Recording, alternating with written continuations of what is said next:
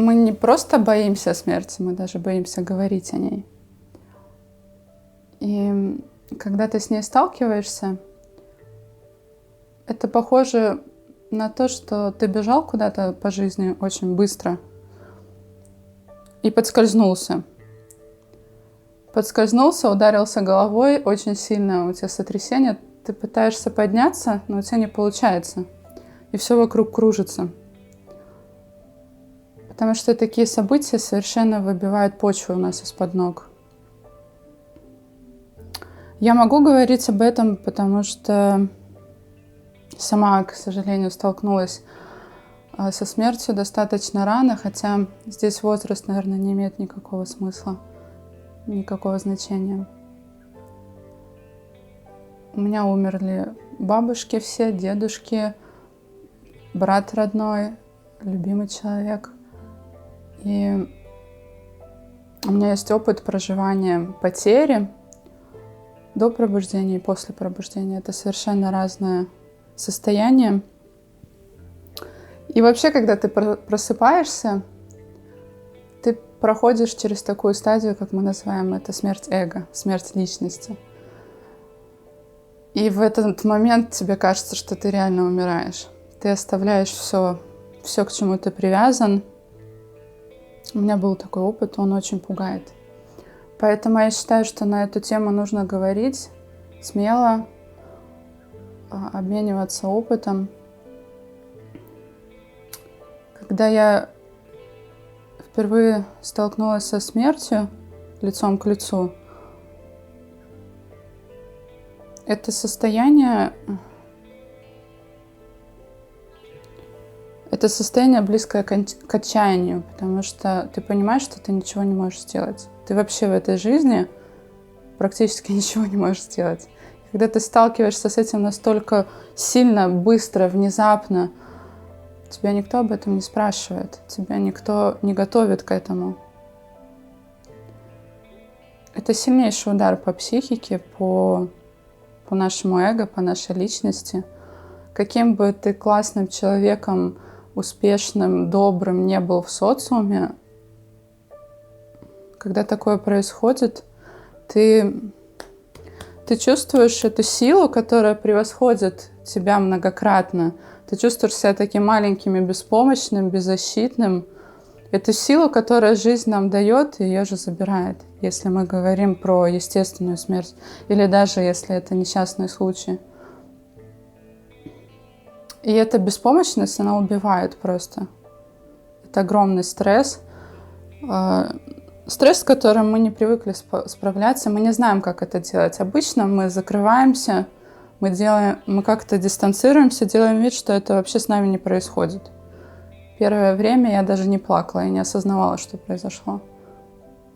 Кто-то убегает в работу, кто-то в развлечения, в отношения, во что угодно. Мы готовы делать что угодно, лишь бы не проживать эту боль. А боль настолько сильная, что от нее можно сойти с ума.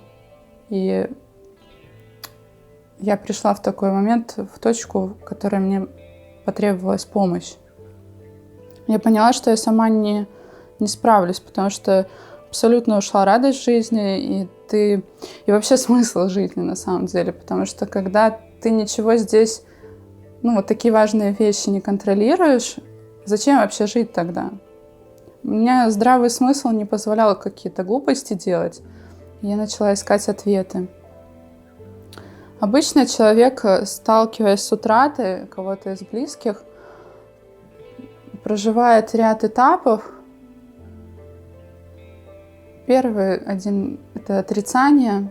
Я не буду подробно в них впадать, но вы проживете весь спектр эмоций, если вы с этим столкнулись, чтобы освободиться и прийти к чему-то другому, к чему-то новому в своей жизни.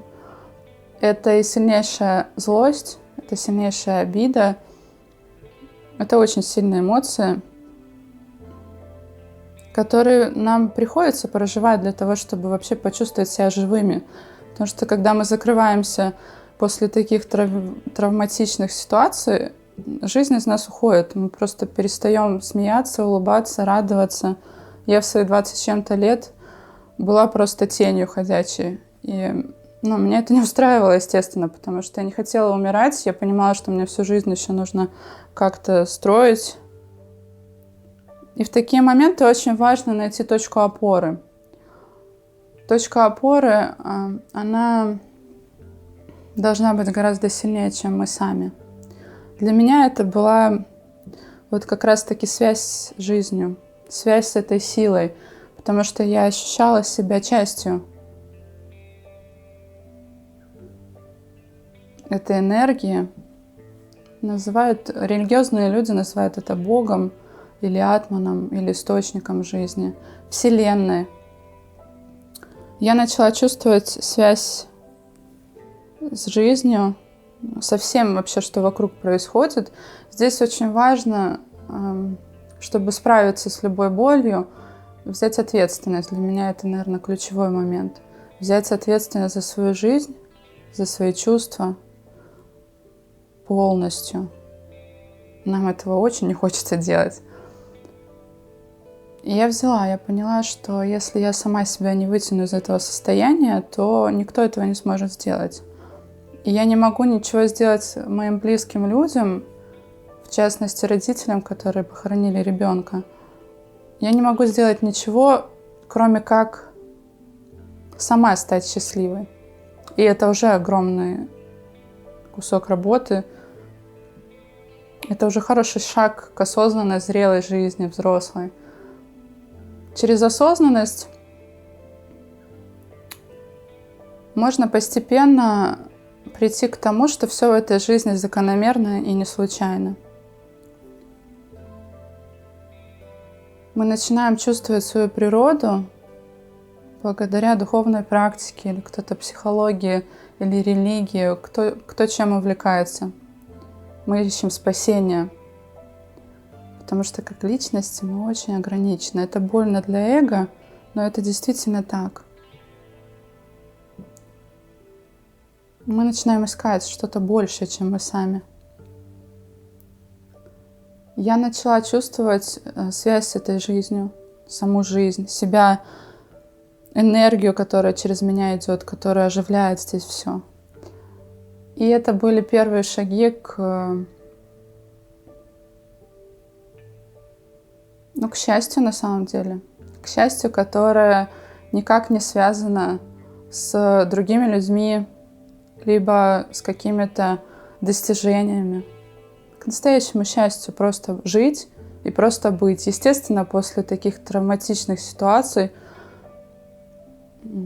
переоценка происходит всего. Я не понимала, как жить, я не понимала, как общаться не говорю уже со сверстниками, вообще с людьми, которые этого не пережили никогда, которые тебя не понимают, они этого не чувствуют. И у них совсем другие ценности. У них ценности — это материальный достаток, как-то комфортная зона вот вокруг себя выстроить, это или какая-то значимость личная.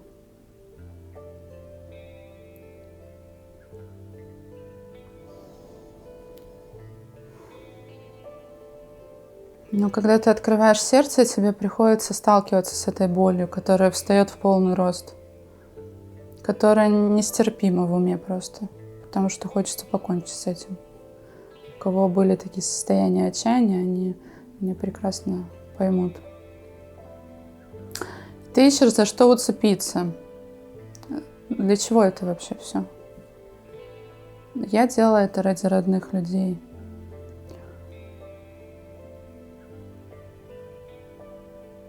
Чем больше ты чувствуешь свою природу, эту связь вообще со всем миром,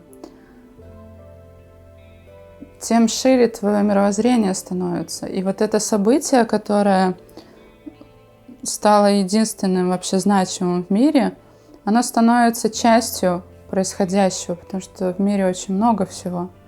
Когда мы сужаемся на себе, на своем горе и страданиях, мы перестаем жить, потому что мы не видим жизни вокруг вообще. Мы не видим людей, что происходит.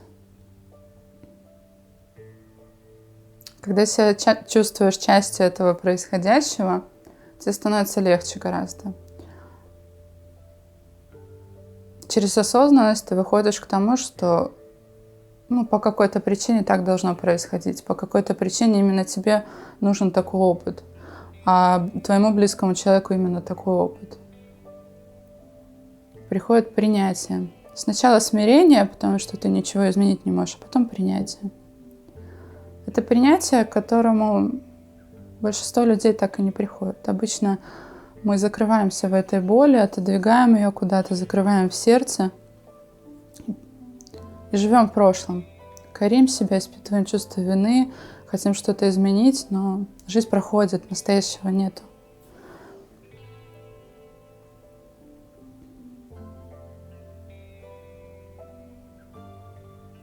Но жизнь продолжается, нравится нам это или нет. Я это давно поняла. И хочу этого или нет, жизнь все равно будет продолжаться, случаться со мной разные события. Поэтому есть смысл как-то посмотреть на нее по-другому, поискать ответы, может быть, вовне, в каких-то источниках, либо в себе, погрузиться в себя, потому что на самом деле все знания есть у нас, просто мы забыли об этом. И посмотреть немножко шире. И вот пробуждение как раз-таки помогает справиться с этим и избавиться от страданий. Моя цель была не просто пробудиться, я хотела избавиться от страданий навсегда, избавиться от этой боли. А боль — это иллюзия нашего ума, нашей психики, когда мы считаем себя личностью. Когда мы выходим немножко за пределы, все очень сильно меняется. Появляется доверие, и появляется сила с этим справиться. Что самое важное, появляется смысл вообще, ради чего это все делается. Когда ты видишь картину немножко шире. Не из позиции себя, которому очень плохо, а из позиции, которая выше нашей личности. Ты начинаешь чувствовать себя душой, которая пришла в это тело, получить определенный опыт. И когда ты берешь ответственность на себя, ты осознаешь, что никто ни в чем не виноват, и никого здесь не наказывают. Просто мы сами выбираем себе эти уроки. Мы забываем об этом, но их нужно пройти. В наших интересах пройти их по-хорошему, то есть осознанно. Поэтому это огромный шанс получить опыт, бесценный опыт. В принципе, в этом и есть весь смысл нашего существования. Это наше развитие. Получить этот опыт в теле. Набрать потенциал, выстроить свою личность и эго до такой силы, чтобы потом появилось нестерпимое желание выйти из этого. Прийти к той свободе, которая нам абсолютно естественна. После пробуждения ты к этому приходишь.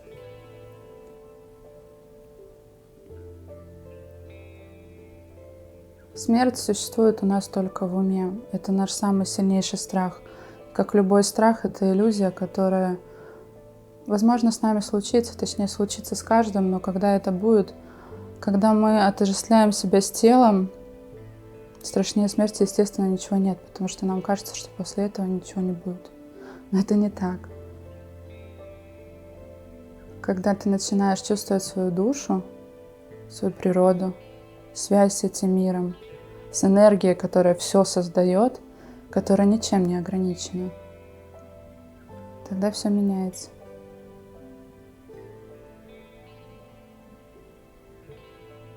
Потому что жизнь наша — это возможность получить опыт. И по окончанию жизни здесь, в теле, после смерти физического тела, она не заканчивается. Достаточно хотя бы допустить эту мысль, и уже станет легче. Чем больше чувствуешь свою природу, у тебя открывается прямое знание, как здесь все устроено. Появляется точка опоры, о которой я говорила. Тогда ты можешь справиться со всем абсолютно.